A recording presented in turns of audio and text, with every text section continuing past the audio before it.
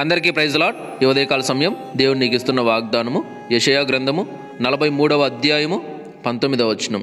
ఇదిగో నేను ఒక నూతన క్రియ చేయుచున్నాను, ఇప్పుడే అది మొలచును, మీరు దానిని ఆలోచింపరా? నేను అరణ్యంలో త్రోవ కలగజేయుచున్నాను, ఎడారిలో నదులు పారజేయుచున్నాను. ఇక్కడ వాక్యం ఏం చెప్తుంది? ఇదిగో నేను ఒక నూతన క్రియ చేయుచున్నాను, ఇప్పుడే అది మొలచును. అంటే దేవుడు వాక్యం ద్వారా ఏం చెప్తున్నాను అంటే, దేవుడు నీ జీవితంలో నూతన క్రియ చేయుచున్నాను అంటే చేయబోతున్నాను అని చెప్పట్లేదు. చేయుచున్నాను అంటే ఇప్పుడే చేస్తున్నాను. చేయబోతున్నానంటే అంటే ఇంక ముందు మళ్ళీ చేస్తానులే అని చెప్పి చెప్తున్నట్టు. కానీ చేయుచున్నానంటే నేను ఆల్రెడీ స్టార్ట్ చేసినాను కాబట్టి అది ప్రాసెసింగ్లో ఉంది, చేస్తున్నా, అంతే కదా. అలా అని చెప్పి చెప్తున్నాను అనమాట.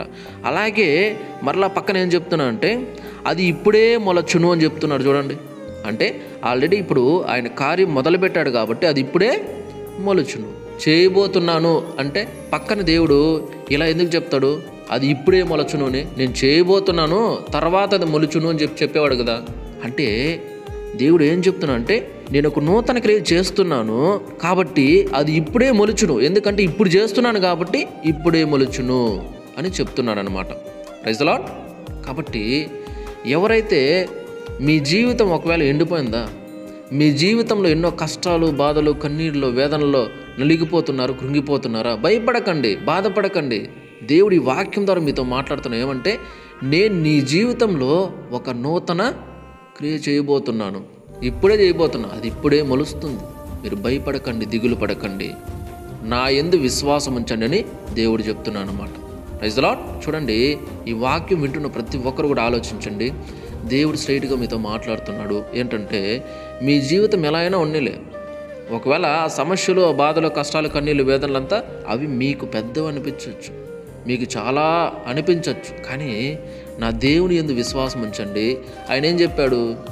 నీ భారము యెహోవా మీద మోపుము అన్నాడు. కాబట్టి నీ భారం ఏదైనా ఉన్నలే, ఈ వాక్యం విన్న తర్వాత ఆయన మీద వేసేయండి. ప్రభా, ఇంతవరకు నేను ఈ భారాన్ని భరించిన, ఈ బరువును మోసిన, ఇంతవరకు అయ్యో ఎట్లో ఏంటో నా పరిస్థితి ఏమైపోతుందో నాకు అర్థం కాని స్థితిలో నేను నలిగిపోయినా, ఏడ్చుకున్నా, నాకు ఎవరు సాయం చేయరు, నాకెవరు లేరు, అంతే, నా బతికింతే అని చెప్పేసి నేను ఇంతవరకు బాధపడినా. కానీ ఈ వాక్యం ద్వారా నాతో మాట్లాడారు. నీ జీవితంలో ఒక నూతన కార్యం చేయబోతున్నాను, అది ఇప్పుడే మొలుస్తుందని చెప్పి నాతో మాట్లాడినారు. కాబట్టి ఇంకా నేను వీటి గురించి ఆలోచించను, ఇంకా నేను వీటి గురించి అనవసరంగా భయపడను, టెన్షన్ పడను. ఇదో నా భారం అంతా మీ మీద వేస్తున్నాను. మీరు చెప్పారు నూతన క్రియ చేస్తున్నానని చెప్పి, ఇప్పుడే మొలుస్తుందని చెప్పారు. కాబట్టి ఇంక నేను ఎందుకు చింతపడాలి? కాబట్టి నేను ఎందుకు భయపడాలి, ఎందుకు బాధపడాలి? ఇంక నేను నాకు ఆ చింతలకి ఇంతలు అవసరంలే, మీ పైన వేసిన మీ ఇష్టం, మీ చిత్తం. Praise the Lord. అంతే, ఇలా అని చెప్పేయండి. ఇలా మీ భారం ఏదైతే ఉందో అది దేవుని మీద వేసేయండి. ఆయన ఖచ్చితంగా మీ జీవితంలో నూతన క్రియ చేస్తాడు. Praise the lord. ఫస్ట్ మనం నమ్మాలి. మనం ఏదైనా నమ్మితేనే దేవుడు కార్యం చేస్తాడు. మనం నమ్మలేదనుకో ఏం చేయడు. మార్కు సువార్త 9వ అధ్యాయం 23లో ఏముంది? నమ్ముట నీ వలనైతే నమ్మువానికి సమస్తము సాధ్యమే. అంటే నమ్మని వానికి సమస్తము అసాధ్యమే, అంతే కదా. కాబట్టి దేవుడు చెప్తున్నాడు, నేను నీ జీవితంలో నూతన క్రియ చేయుచున్నాను, చేస్తున్నాను, అందుకే అది ఇప్పుడే మొలుస్తుంది అని చెప్తున్నాడు. మళ్ళీ కింద చెప్తున్నాడు చూడండి, మీరు దాన్ని ఆలోచింపరా అంటున్నాడు. అంటే చేస్తాడంటే కొంతమంది నమ్ముతారు, కొంతమంది నమ్మరు. కొంతమంది ఎట్లరా అంటే, ఓ గవర్నమెంట్ ప్రభాసాలుగానే 10 ఏళ్ళ నుండి ఈ మాటే చెప్తున్నావు, ఇంతవరకు చేసిందిలే ఏమిలే అంటారు. వాళ్ళు విశ్వాసం ఉంచరు. విశ్వాసం ఉంచితే కార్యం అప్పటికప్పుడే జరుగుతుంది. విశ్వాసం ఉంచకుండా దేవుని పైన పడతారు, చేసిందిలే ఏమిలే ఇంతవరకు అని. అందుకే కింద మరలా చెప్తున్నాడు, అరణ్యంలో త్రోవ కలగజేయుచున్నాను నేను. చూడండి, అరణ్యం ఎలా ఉంటుంది? అక్కడ అసలు వెళ్ళడానికన్నా కనీసము దోవ ఉంటుందా? ఉండదు. అలాంటి ప్రదేశంలో కూడా దేవుడు ఏం చెప్తున్నాడు అంటే, నేను అరణ్యంలో త్రోవ కలగజేయుచున్నాను, ఎడారిలో నదులు పారజేయుచున్నాను అని చెప్తున్నాడు. చూడండి, ఎడారిలో అసలు కనీసం ఒక నీటి బొగ్గన్న ఉంటుందా? ఉండదు. అయినా కూడా అలాంటి ప్రదేశంలో కూడా దేవుడు ఏం చెప్తున్నాడు? ఎడారిలో నదులు పారజేయుచున్నాను అంటే నీరు పారుతున్నాయి అన్నమాట ఎడారిలో కూడా. Praise the Lord. చూడండి, అక్కడ కూడా ఎడారిలో కూడా ఆయన నీటిని పుట్టించాడు. అంత గొప్ప దేవుడు, అంత శక్తిమంతుడు ఆయన. Praise the Lord. అంటే ఆయన ఏం చెప్పడం అంటే, ఇప్పుడు అరణ్యంలో త్రోవ కలగ చేస్తున్నాను, ఎడారిలో నదులు పారజేయుచున్నాను. మరి నీ జీవితంలో ఉండి ఈ శ్రమలు, ఇబ్బందులు, ఇరుకులు, ఈ కష్టాలు, కన్నీళ్ళు, వేదనలు వీటిని తీసేయలేనా? ఇవి నాకు అసాధ్యమా? ఇవి నాకు పెద్దవే అని దేవుడు చెప్తున్నాను అనమాట. Praise the Lord. కాబట్టి నువ్వు వాటిని పెద్దగా చూస్తున్నావా కానీ దేవుణ్ణి చిన్నవానిగా చేసేసి దేవుడు చేయలేదులే, దేవుని వల్ల యాడవుతుందిలే, అసలు దేవుడు అయ్యేలేదులే, నా కష్టాలే పెద్దవి, నా బాధలే పెద్దవి, నా శ్రమలే పెద్దవి, అయ్యో ఎంత పెద్దవో, దేవుడి వల్ల యాడవుతుంది, అంత చేయలేడు ఆయన, ఆయన వల్ల కాదు, ఆయన శక్తిహీనుడు కదా, ఆయన బలహీనుడు కదా, ఆయన వల్ల యాడవుతుంది అని చెప్పి దేవుడిని నువ్వు అవమానపరుస్తున్నావు.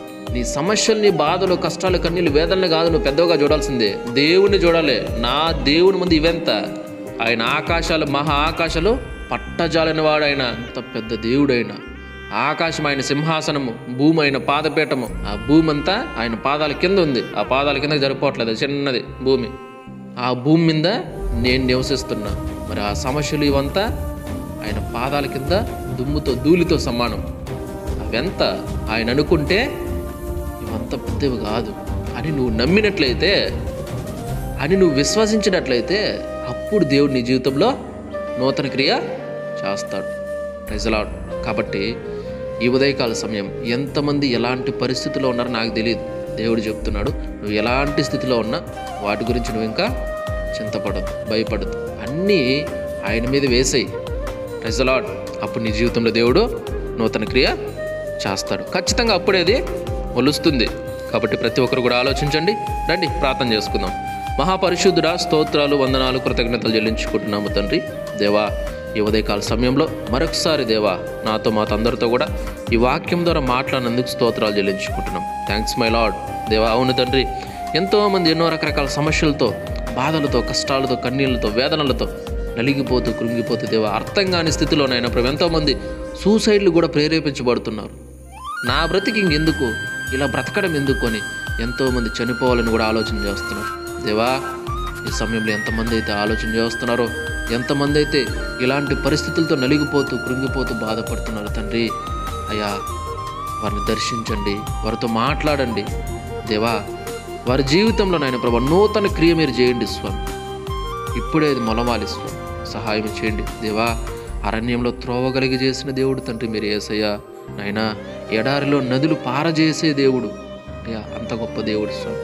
ఆకాశాలు, మహా ఆకాశాలు పట్టజాలనంత గొప్ప దేవుడు మీరు. కాబట్టి వాళ్ళు అందరూనైనా ప్రభా ఆ సమస్యల్ని పెద్దగా చూసి మిమ్మల్ని చిన్నగానిగా చేసినైనా వాళ్ళందరూనైనా ప్రభా ఆ సమస్యల్ని పెద్దగా చేసి చూస్తున్నారు, మిమ్మల్ని చిన్నవాణిగా చేస్తున్నారు, మిమ్మల్ని అవమానపరుస్తున్నారు. దయతో దేవా మన్నించండి, క్షమించండి ప్రభు వారందరినీ. అయినా ఈ సమయం ఈ వాక్యం ద్వారా వారితో మీరు మాట్లాడుతున్నారు, నాతో కూడా మాట్లాడుతున్నారు. అందుని బట్టి కృతజ్ఞతలు చెల్లించుకుంటూ, ఎంతమంది అయితే ఇంకా అలా బాధపడుతూ నలిగిపోతూ దేవా సమస్యలనే పెద్దగా చూస్తున్నారు అందరి జీవితాల్లో నాయన ప్రభా యేసయ్యా మీ కార్యములు జరిగించండి, వారిని దర్శించండి, వారితో మాట్లాడమని దేవా వారి ప్రతి సమస్యను మీకు ఇష్టమైతే తీసేయండి, వారి జీవితాల్లో నూతన క్రియ చేయమని కృప చూపెట్టమని. ఈ వాక్యం ఎంతమంది అయితే వింటున్నారో, చూస్తున్నారో, షేర్ చేస్తున్నారో పేరు పేరున అందరినీ జ్ఞాపకం చేసుకోమని, దీవించమని, ఆశీర్వదించమని, సహాయం చేయమని యేసయ్య పరిశుద్ధ నామములో ప్రార్థించి, స్తుతించి, గణపరిచి వేడుకుంటున్నాం తండ్రి. ఆమేన్. దేవుడు మీ అందరినీ దీవించి ఆశీర్వదించును గాక.